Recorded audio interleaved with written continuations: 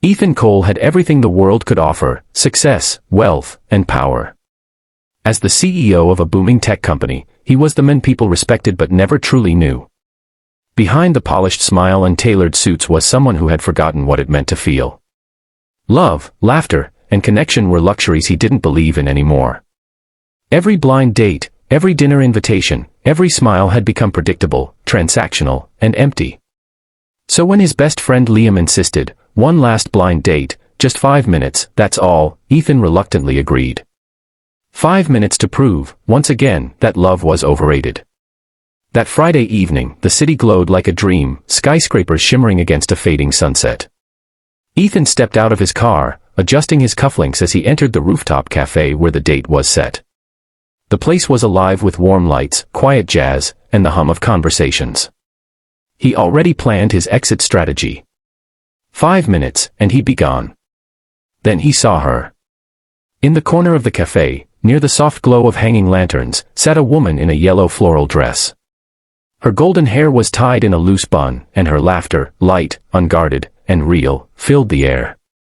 She wasn't scrolling through her phone or pretending to look busy.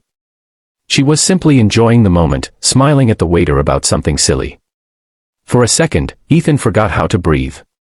He walked toward her.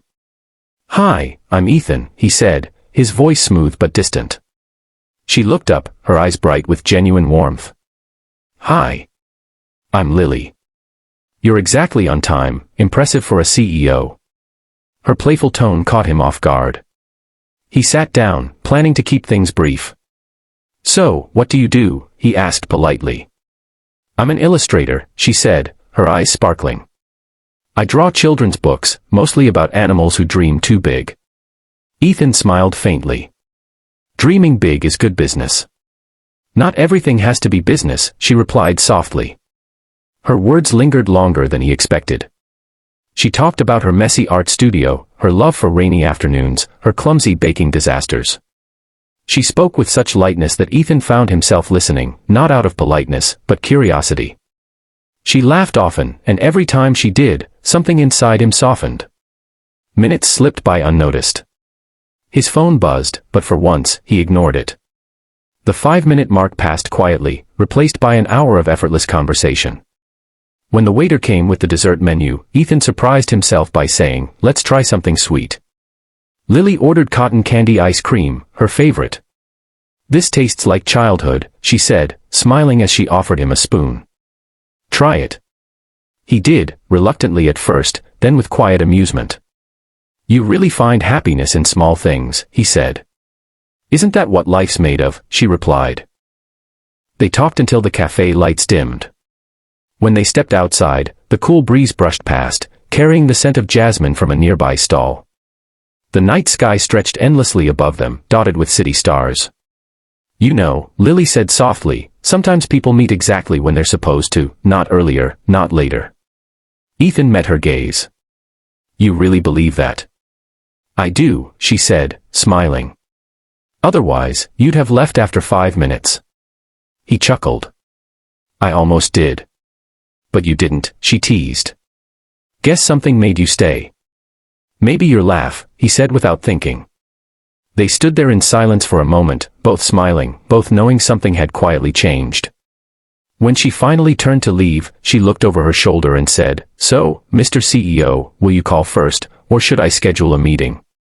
He grinned. "I'll call." "Good," she said.